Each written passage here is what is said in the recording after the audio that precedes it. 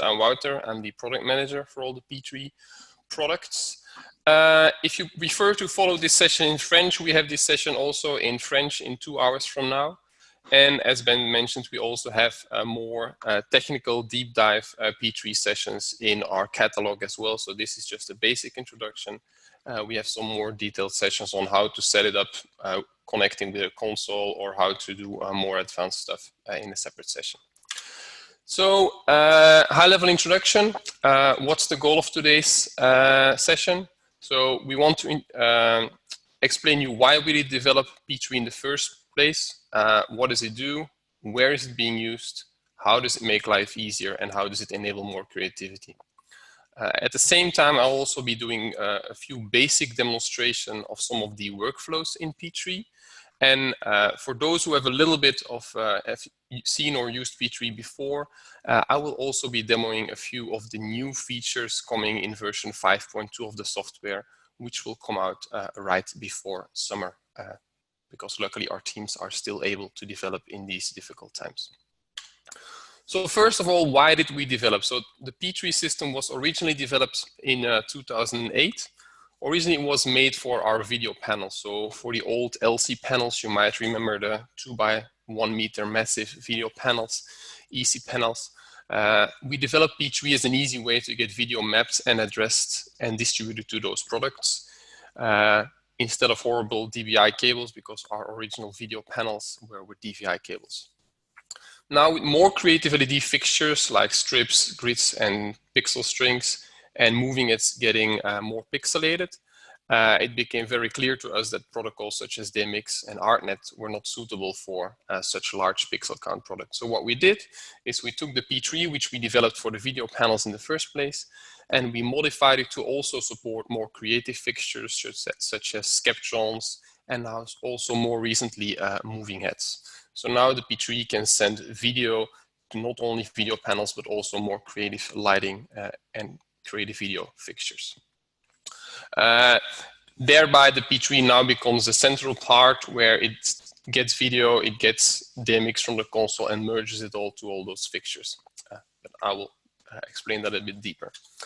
Very important, the basic P3 philosophy is we don't want to force anyone to use P3. So all of the fixtures we do and which support P3 are also compatible with industry standard protocols such as DMX, ArtNet, and streaming ACN. So all of our products can also be used without a P3. What we want to do with P3 is we want to make it easier to set up, configure, and control those fixtures. Certainly in applications where you're doing video mapping and lighting console controls at the same time.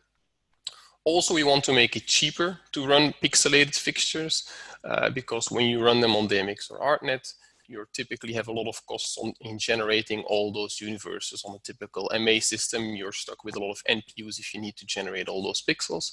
Whereas if you put P3 in the mix, you can just send video from a media server and you don't have the additional cost of generating all those universes.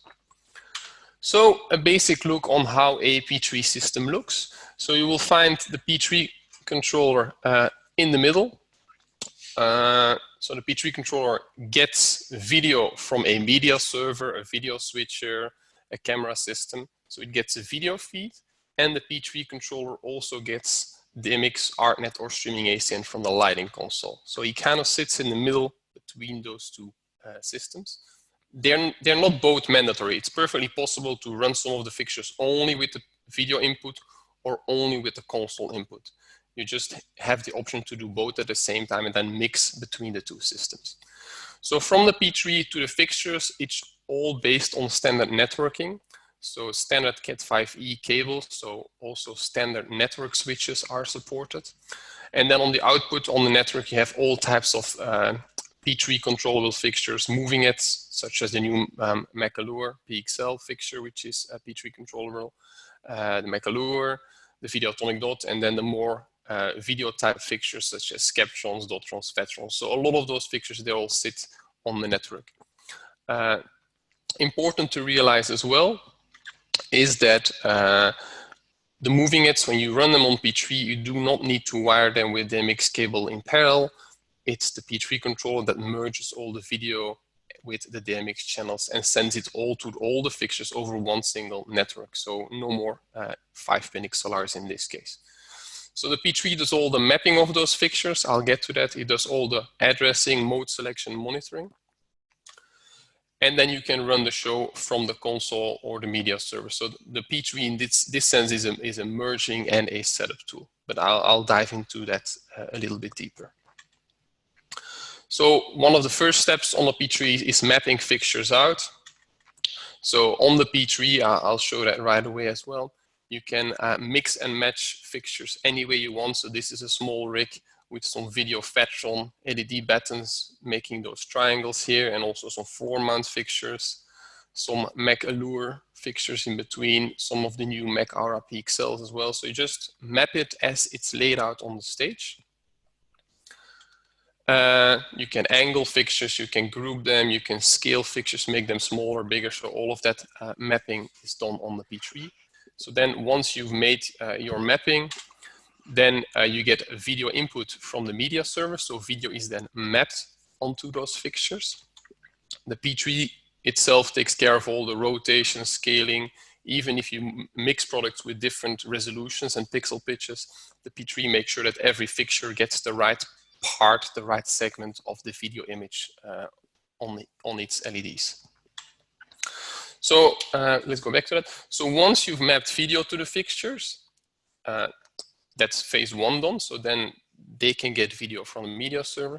And then the second step is patch and address them. So on the P3, you also get ArtNet or streaming ACN from the console.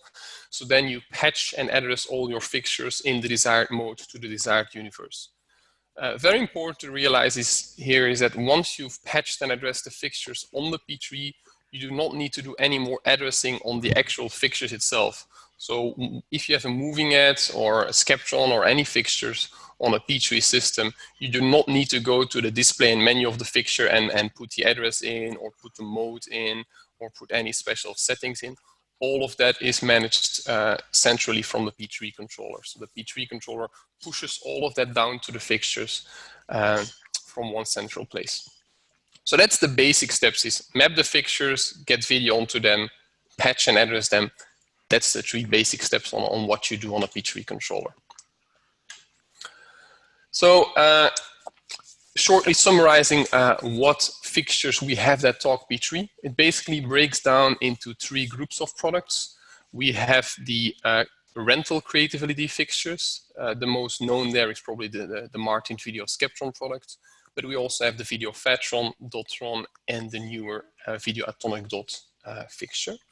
Then on the opposite end of the spectrum, we have our architectural creative LED fixtures, because the P3 is equally used in rental applications and in fixed installation applications. So on the fixed installation side, we have the more architectural fixtures, such as the exterior Pixline, exterior Dot HP, the Dot, Grid, and Strip family. So that's all these products. We actually have some deep dive sessions on these products as well. Sign up for those if you want to know more about these products specifically. And then in the middle, we have the moving heads, where the Mac Allure was the first moving head to talk P3 because of its pixelated LED engine. And now the Mac RRP XL released last week also has full P3 control over the beams and the Aura backlight. And well knowing is that all future Mac fixtures will be supporting P3, so they will all have network in and network through connections, and they will all support the P3 protocol. So then on the controller side, we have 4 variants of the P3. The first one is P3 PC, so that's the software-only version of it, runs on any Windows computer. A Mac version is actually on the way. This version is completely free of charge. You can just download it from the martin.com website. No license dongle or anything needed. It can output 20,000 pixels of video to fixtures. And for video input, it uses a screen capture. And for console input, it uses ArtNet. Then we get to the hardware-based P3 controllers with the P350, 150, and 300. Each of those has an incrementing number of pixels on the output side. But even the smaller one, the P3 050 with 100,000 pixels, that can already drive 1,000 video skeptrons. So even the smaller one is quite capable for creative LED applications. All of the units have DVI input from the media server and ArtNet input from the desk, with streaming ACN coming very soon. The P3 has some more advanced features like SDI input for camera feeds, Genlock input for synchronizing in TV studios. So that's the more specialized machine. Before we deep dive in some of the workflows, some examples of P3 being used out there in the market, so you get a bit of an understanding where and how P3 is used today. So this was Carpe Diem, a show in Norway with around 800 video skeptrons making up the stage floor, the back wall, and the ceiling, all mapped and controlled from a P3 system. Actually, the IMX screens on the side were Martin Video Phase 5 panels, also controlled by P3. Some more architectural applications, the Danish industry building in Copenhagen, where we have 1,800 meters of LED strips, exterior pixel line, also fully mapped from P3. So video mapped on P3, not a single DMX cable or control to be seen. More recently, the Grammy Awards featured these moving walls with video skeptrons and video phatrons in there, also a P3-based system. Back to architectural, Auckland Bridge in New Zealand, a massive installation, fully lined with Martin Creative LED fixtures, both alongside the main structure of the bridge, here at the bottom as well, fully mapped on P3 as well. And then some more nightlife stuff. This is probably one of the more crazy installations and deployments of P3. This is the Omnia nightclub in Las Vegas, obviously, where all the LED strips in the bottom of all these rings and the dots on the outside of all these rings, they're all mapped on P3 as well. We're talking about 3,000, 4,000 fixtures in total in this structure, all mapped and managed by P3. More artistic, an installation with exterior pixel line in the United Kingdom, also video strips embedded into a wall and controlled with P3. So you see P3 really goes into very different rental and architectural applications. So some of the key features and a little introduction to the workflow walkthrough. So as I mentioned, the first step is create your layout of fixtures, mix and match any way you want. Then secondly, map video onto fixtures from any source. The P3 does all the scaling and the mapping. So once you've mapped video to it, then you patch the fixtures to DMX or ArtNet, including selecting the mode, start address without touching or any of the fixtures, all remotely. And then once you're up and running, you control the fixtures from the console, from the media server, so from a video input, or from a mix of both. I'll get to that, but the P3 system actually has some switch and mix functionalities allowing you to flip back and forth between controlling fixtures from console or from video source. Also very important in the P3 system is that the full P3 system is synchronized. So the video playback is fully synchronized across all fixtures, which is often a problem when you use ArtNet for pixel mapping, for example. When you do like fast content, it doesn't update on all fixtures at the same time. The P3 system is a fully synchronized system, so you get a perfectly smooth and synchronized playback. So the first thing you do on the P3 is the mapping. So we are making the mapping on the P3 as intuitive and as easy as possible. There's some new tools which I will show you right away, some new align and spread tools on how you map fixtures on the P3. But I'll do a demo on that right away. Also, to further help the mapping, when you map fixtures, you can actually import a stage picture or a drawing and map directly on the drawing, or you can even map directly onto the video. And then we also have Freescale mode, which is a new feature coming, but we'll get to that in the more advanced session. So let's do some quick demo on how you map on the P3. Ben, can you just confirm that you can now see the P3 screen? Yes, I can. That's fine. Thank you very much. Okay. So this is the setup screen of the P3, so which is the first view on the P3 controller. So this is where you start mapping fixtures onto the canvas. So you can have a blank canvas onto which you start mapping fixtures, but you can also import a CAD drawing, as I've done here. So then you import the drawing and start mapping the fixtures onto the CAD drawing, or you can just have your video input as your background onto which you start mapping your fixtures. To make it a little bit easier for to see, I'll just use blank background as the starting point. So here you start mapping. You have, first of all, you can take fixtures either from the library. So this allows you to start mapping without any actual fixtures connected. That's one way of mapping. The other way is discover devices, which means if you connect fixtures to the rig, you can actually, they will show up here in the discover devices, and then you can just drag them from the discover devices onto the workspace. So there's two ways of mapping, either from a library when you're preparing up front, or just from the discover devices if you haven't prepared anything and you just get on a job and quickly need to get them mapped. So I'll just grab some fixtures to show you. So let's start with some video skeptrons. Zoom in a little bit. So I might just place a few skeptrons on the workspace. And of course, some of the newer things we now have is, for example, the align tool, allowing you to align them vertically so they're all at the same height. Another tool we now have is the spread tool, allowing you to spread them. So I can just say, hey, I want them a little bit further. So let's say I want them at 400 millimeter centers. Tap that in, and then they're all mapped. So very easy to map. Of course, you can also group fixtures. So let's say these need to be in a group. Then you can start rotating that group. Quickly show this. So you can really easily start mapping your fixtures as they are laid out on your building or your structure. Of course, you can mix and match. So let's say I want some of the new Mac Aura products there. So I can just put some of those moving heads here at the bottom. Let's say, let's put 2 lines of 4 fixtures.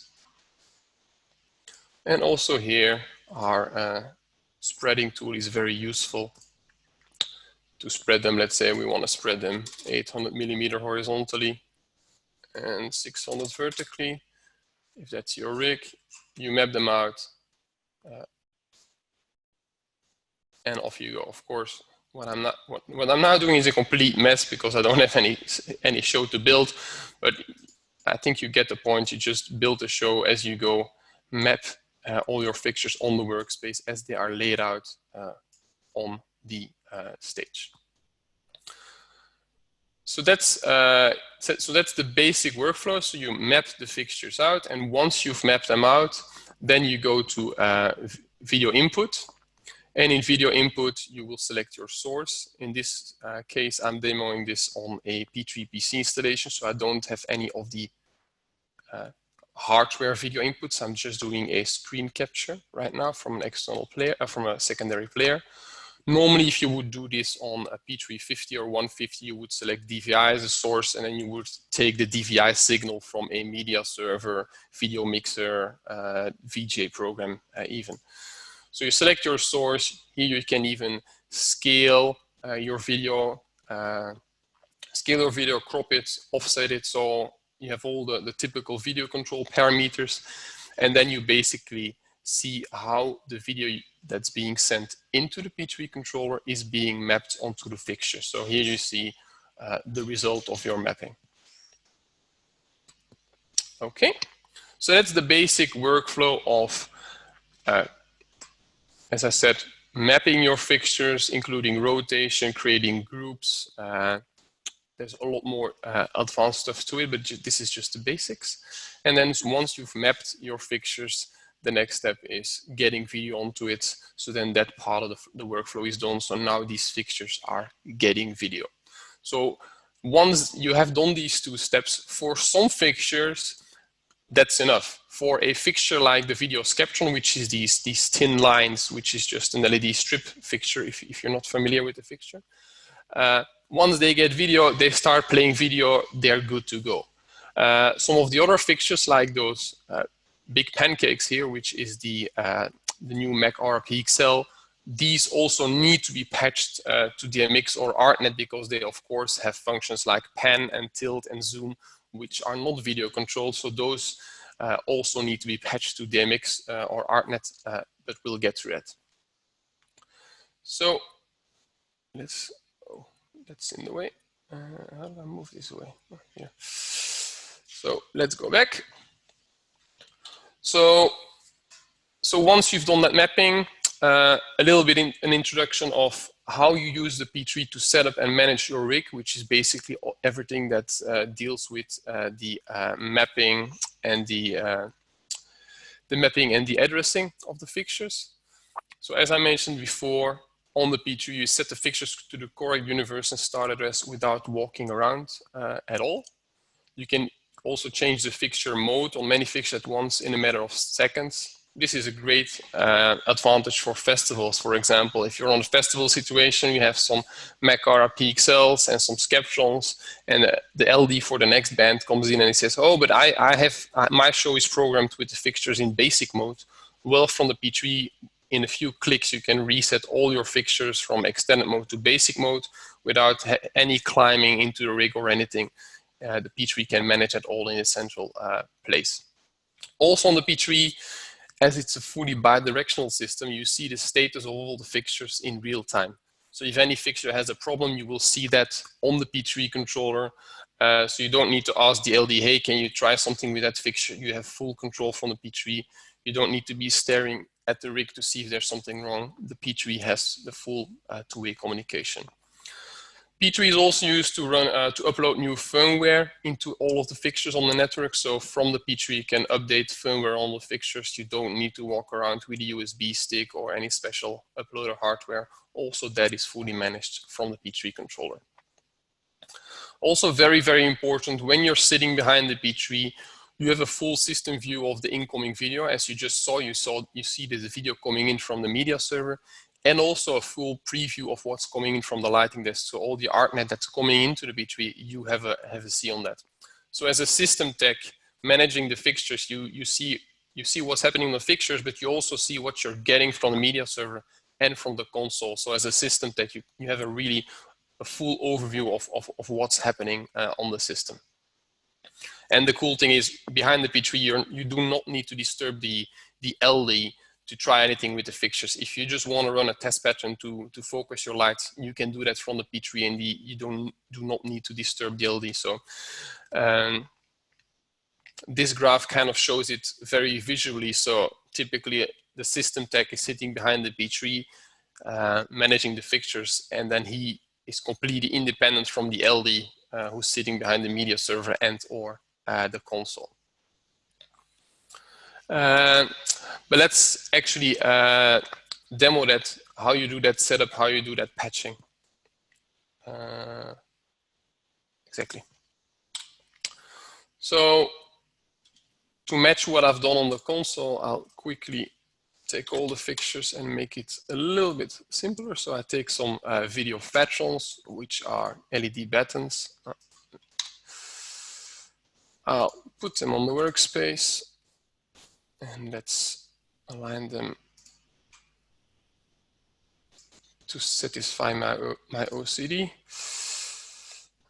and spread them evenly once again to satisfy my OCD. So a very simple example of 4 vertical hanging video patrons. So you can already see here, video is being mapped. For those that do not know the video patron fixture, it's a fixture with 20 LEDs along the length and 4 LEDs along the width. So that's why you will see here, if you zoom in, I don't know if it really shows up on the web stream, you actually see the pixels. So the resolution of the video coming in is actually higher but on the P3 preview, you see it downscaled to the actual pixel quantity on the real fixture. So you have a better idea of how it will look on the real fixture.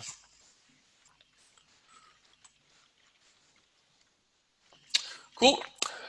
So that was the first step. So the second step is, okay, now I need to patch these fixtures to DMX and motion.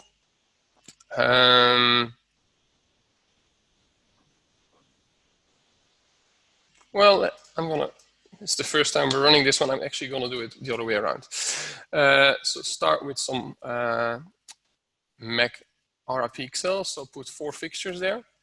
Same thing, they're mapped to video. So now I want to patch them to DMX.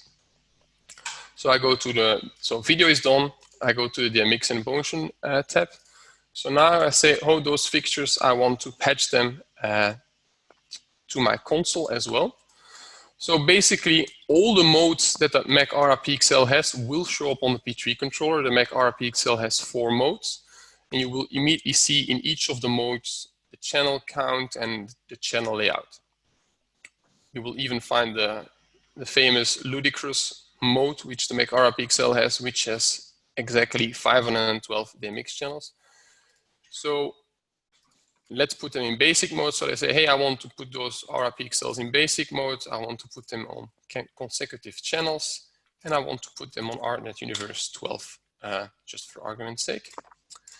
So once you've done that, they're patched. You will also see on the actual fixtures that the display and the menu on the fixture updates because they've been set to basic mode. They've been set to a specific ArtNet address and a start address. All of that is now done on the fixtures. So now you're basically done. So now if I send ArtNet into the P3, I can pan, tilt, I can move those fixtures, and the video will also arrive on those fixtures. So that's all you need to do basically. Map video to it and patch them to DMX. Good. Let's try that again with another example with video veterans, because there I can do some preview stuff. So let's start at 1. So let's take those 4 veterans again, align them vertically and spread them horizontally like this. So video veterans, same thing. Also these I want to patch to my console. The video veteran, as I mentioned a while ago, is a type of fixture where you do not need to patch it to DMX, because this fixture, because there's no extra parameters such as pan, tilt, and zoom, this fixture will, even without DMX control, already start playing video right away. So here, the DMX patching is optional, whereas on a moving it is not, because there's parameters such as pan and tilt involved. So here, it's the same workflow. You will only see that the modes are slightly different because this type of fixture has a different layout. For these type of fixtures, there's 5 modes. It could be a very simple 1-channel intensity mode.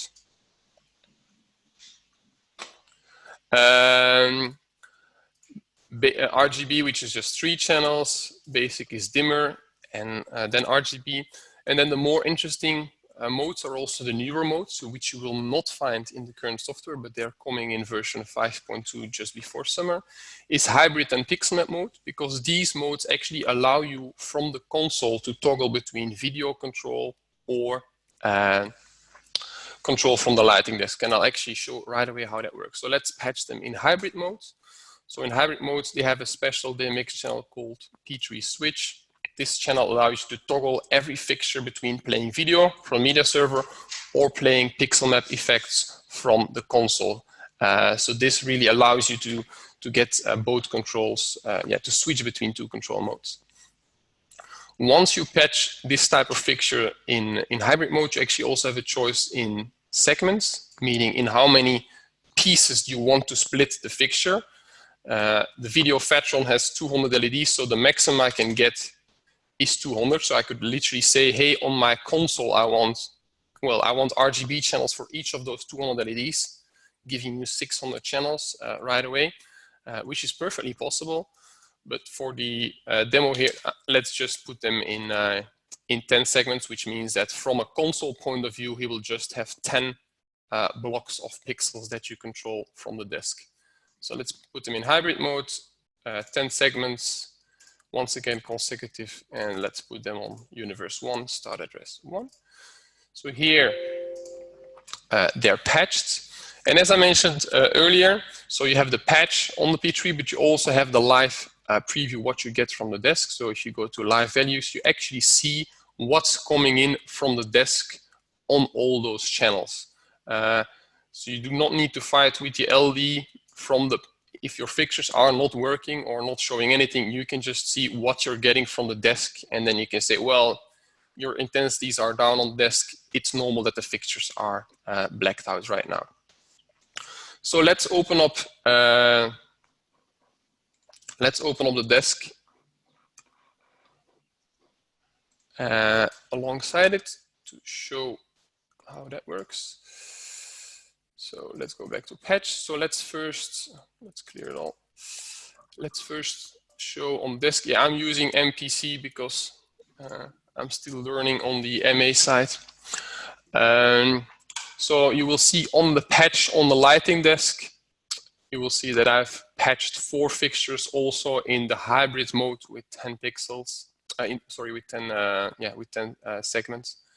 Same addresses as on the P3 controller. So now the ArtNet goes from the lighting console to the P3 controller as well. So you can actually see the result of that in the preview on the P3. You will see now, because I patched them to DMX, they switched from playing video to playing whatever the console wants me to play. So right now, if I select those 4 fixtures on the console, let's open this up, you will see, as I mentioned, that these fixtures have this P3 switch channel, which you will find on the console. You will see that right now the fixtures are set to DMX mode, which actually means that they're using the DMX channels to drive what they're showing. If I go to video, then each of those fixtures will play video. I'm now doing these on all fixtures at the same time, so all fixtures are doing DMX, all fixtures are doing video, but I can also just take a single fixture, let's say fixture number 2, I want to put on DMX mode. And then I can grab the pixels of fixture number 2. And then from my lighting desk, I can just color that fixture any way I want. So now I've just singled out that one fixture, and I can now control that from my lighting desk. Of course, I can also use some of the effect macros on my desk. So I can do all these kind of pixel mapping patterns from my lighting desk on that one fixture, because that fixture is now set to pixel mapping mode. And as I mentioned, just to show it easily, this fixture is now in DMX mode. I can toggle it to video mode right away. You will see in the DMX mode, it's blocks, it's bigger blocks of pixels. That's because I've patched it into being 10 segments and not individual pixels on the desk. So this works for all fixtures. So I can say, well, all of the fixtures need to go to DMX mode, and all of the fixtures need to run some pixel mapping effects from the desk.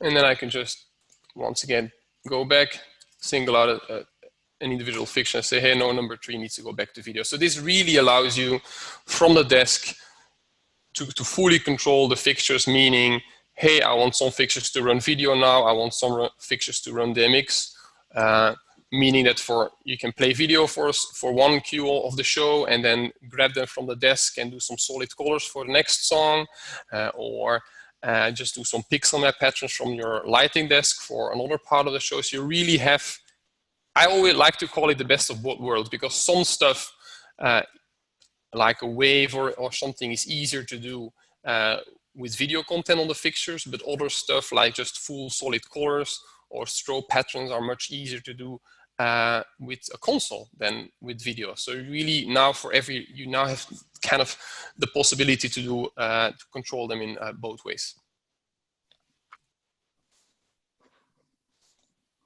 That's what I wanted, yes. So, so how does that actually affect your setup and your controls? Let's take the example of 100 Mac Aura pixels. If you want to do a full pixel control on both the beam and the Aura on the Mac Aura pixel from the console, you need to put it in ludicrous mode, which is 512 channels. So if you really want to go this way, run them from a desk, then you need a lot of additional NPUs and nodes if you're running the MX. Of course, you can run them in ArtNet as well. Then you do not need the nodes, but you still need the NPUs for all those parameters. So this becomes a quite expensive setup. So now if we go to the example of using P3, so then you add a P3 controller to the mix and take a video input from media server. Now I can patch these fixtures just in basic mode with only 32 channels because I only need the basic pan and tilt and the basic coarse and zoom and all of that. And all the pixel effects can then be run from video. So in this example with the Mac Aura pixel, you've saved a lot on NPUs, and now you basically have the best of both worlds. If you want to do some video effects on the fixture, you do it with the media server.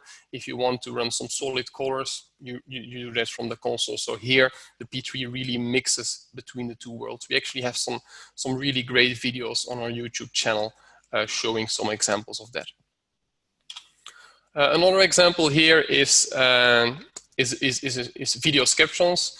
A video skeptron is a button with 100 LEDs. So if I put that in the MX extended mode, that's 300 channels of the MX, which literally means for 100 fixtures, I have 100 universes to create. So once again, a lot of NPUs and nodes, a lot of the MX cables to get this system up and running. Also, once again here, if you use a P3 controller to merge ArtNet from the desk and video from the media server, it becomes much easier. You can use the power port, you can use the easier cabling, you do not need the additional NPUs and all of that. Similar as with the Mac Aura pixel. As I mentioned, if you still want to do pixel mapping from the desk, perfectly possible with the new software. You can still merge ArtNet pixel mapping in, and then as I was just demoing a few minutes ago, get some pixel map effects from the desk and get some video looks as well. So you can toggle back and forth between the two, while on the output side, you do not need to do any DMX cabling or wiring. It remains a P3 network between the fixtures, so none of the more complicated wiring shows up. So that's essentially what the P3 switch does. The P3 switch functionality does is that the P3 from version 5.2 onwards will support ArtNet pixel mapping input. So for fixtures like skeptrons and phatrons, as I was using in the demo, you can toggle between pixel mapping from the desk using ArtNet or P3 video looks. So you really allow you to do pixel mapping from the desk without having to run a large quantity of DMX cables. As an example here, you do not even need to have that media server. It's perfectly acceptable on a P3 system to only get an ArtNet feed from a lighting desk and do all your controls from the lighting desk and never switch to the video look. So in this case, you're using the P3 as an ArtNet in to P3 out converter, dealing with all the addressing and the modes and all that, but you're not even using the video part of the P3.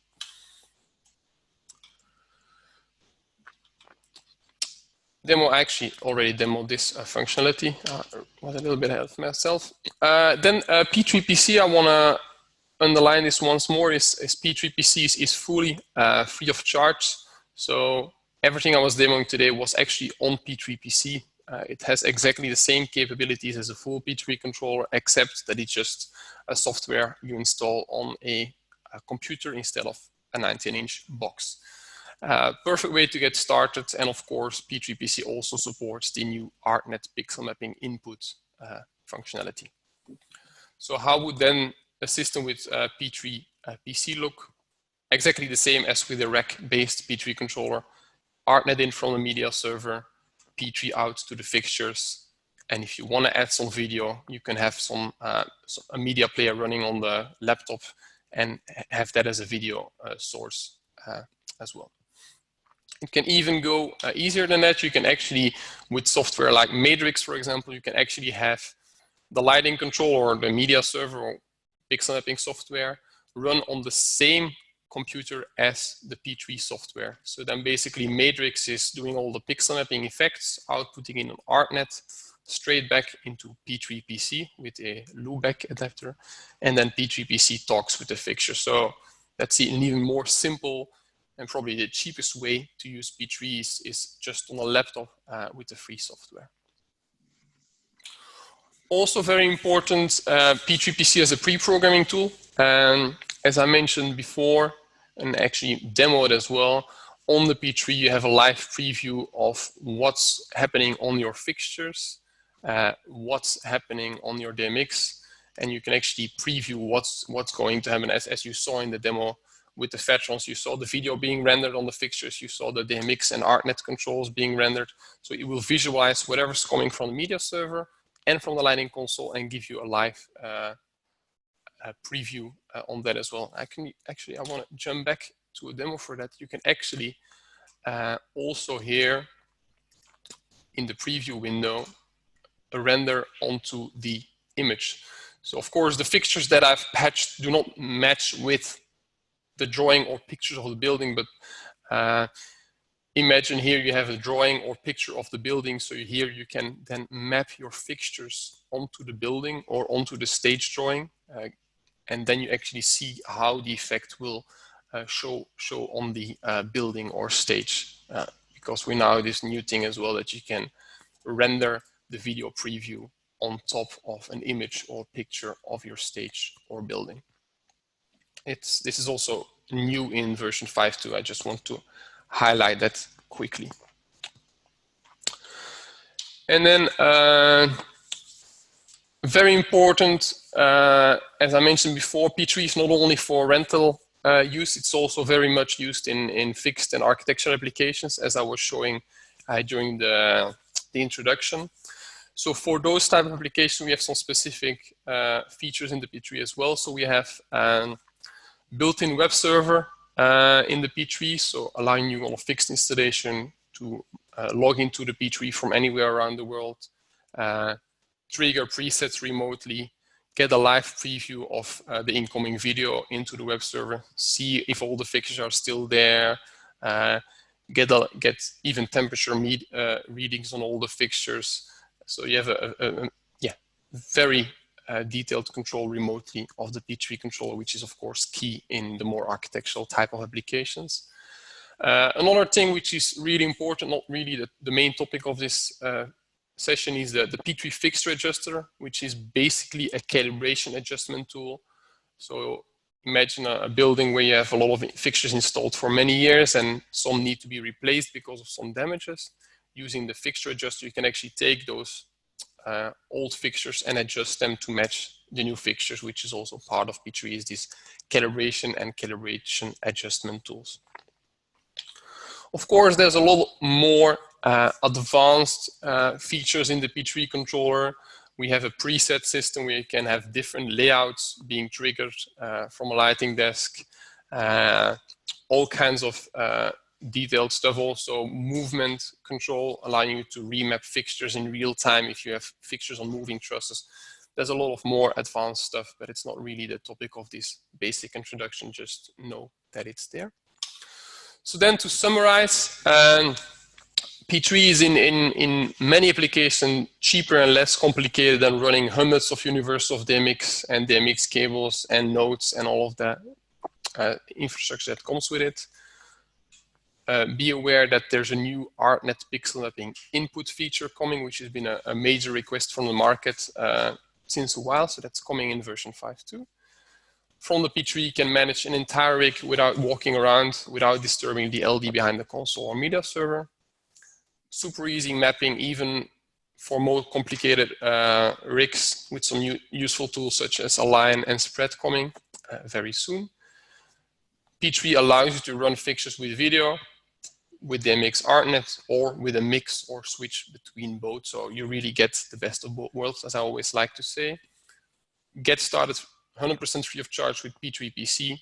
even if you're just using it as a simple ArtNet to P3 converter. Many more powerful features for fixed installations are available, and many more advanced features for more tech-savvy users. But if you want to learn more about those, I really recommend you to join some of the sessions we have planned tomorrow and Thursday on integration with console or getting your system up and running. So that's in the more advanced sessions. So to finish off, some crucial resources where you want to go after this basic introduction. So we have our training videos playlist on YouTube, which is a series of videos, each highlighting one specific feature of the P3 controller. Really good place to start. We, as the Harman team, we also facilitate a lot of training seminars, both in classroom setting with our distributors. Globally, we can help you with getting a training at the distributor or at a customer side directly, or online trainings, which of course is now more the norm for the coming months, obviously. Also, a good resource is the P3 user group on Facebook. We're currently up to quite a lot of people there right now. It's where experienced users can request new features, can get updates about when the next software is coming, where new tips and tricks are shared. So that's a good place to start as well. So that's basically some of the crucial resources. If you're into scanning QR codes, these are the QR codes to those resources. And then now I would like to open up for questions. Ben, did any questions come in via the chat? No questions came on via the chat through that. So I've just unmuted everyone now. Everyone on the call is unmuted. Perhaps I have to mute.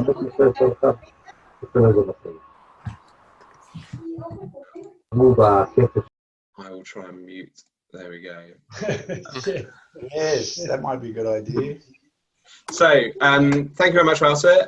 If anyone has any questions, can you explain the remote monitoring by built-in web server a bit more?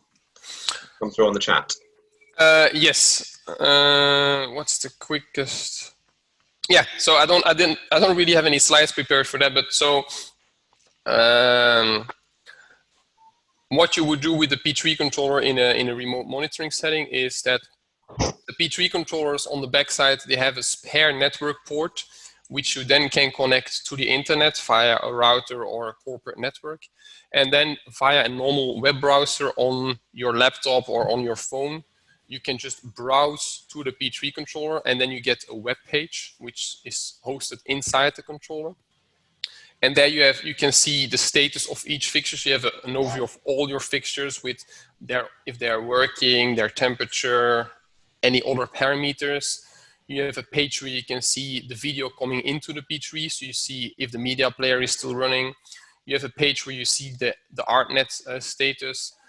You have a page where you can trigger presets or shut down the system, black out the system, see run out. So it's basically a very detailed web page with different, well, it's a web page with different pages, each giving you a view on some parts of what the P3 is doing. So it prevents you to go on site behind the monitor of the P3 itself and start looking around. It allows you to diagnose a lot of problems remotely, or even control some parts of the software remotely.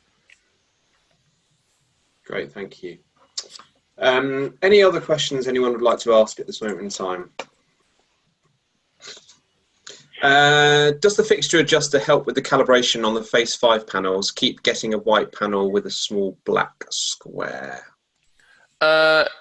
Yes, so that's yes. The P3 fixture adjuster tool allows you to adjust the calibration also on Phase 5 panels, where it's typically used to compensate for LED aging, because of course, if you use a product heavily, LEDs are not perfect. They will lose some of their brightness, and using the P3 fixture adjuster, you can take those panels and adjust the calibration upwards to match a brand new panel. However, the specific thing with where you say that it's white with the black square in the corner, that's typically a hardware failure where the P3 is unable to read the calibration memory. Then it will give that specific pattern. So for that, I would recommend to contact our service team, because that sounds like there is a hardware failure on that panel or multiple panels with the calibration, because then, yeah, that specific pattern that you described is an indication of a calibration failure. That, yeah, adjusting the calibration won't help if the calibration in the first place has an issue. Great, thanks. No more questions have come through. If anyone wants to come through on the microphone, that's fine. I've unmuted everyone, I think, so you should be able to ask any questions if you want. Could get noisy. It could get noisy. Okay, so with no other questions will come through. As you'll see, there's an email address there at the bottom as well, which is martineemaahelp@harman.com. That comes through to the EMEA team, so that's myself and a couple of the applications engineers as well. So depending what your questions are, we can take those. There is a number of different courses going through on these platforms in the next few days. As well, as I said, there's a couple more advanced ones tomorrow on P3. So if you found this beneficial, we're doing some more advanced and how you can set the P3 up with the console and how you can use that.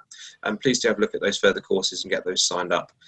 There are some more global platform courses being run on the global platform at martin.com, martin-learning-sessions, or if you go to the top of the website, you can find a little link which says learning sessions, and then on the right hand side there's a whole lot of courses from Harman staff. On the left hand side, I think it's from people outside of Harman running different courses to sort of try and help you along. And as I said, if you've got any questions, please do come back to us on that EMEA help email address, and we'll be more than happy to point them in the right direction. But it just leaves me to thank you very much for coming on the call today, and remember to stay safe during this time, and we look forward to speaking to you soon. Many thanks. Thank you very much, Wouter. Thank you. Bye-bye. Thank you. Take care. Thank you. Have a nice day. Thank you.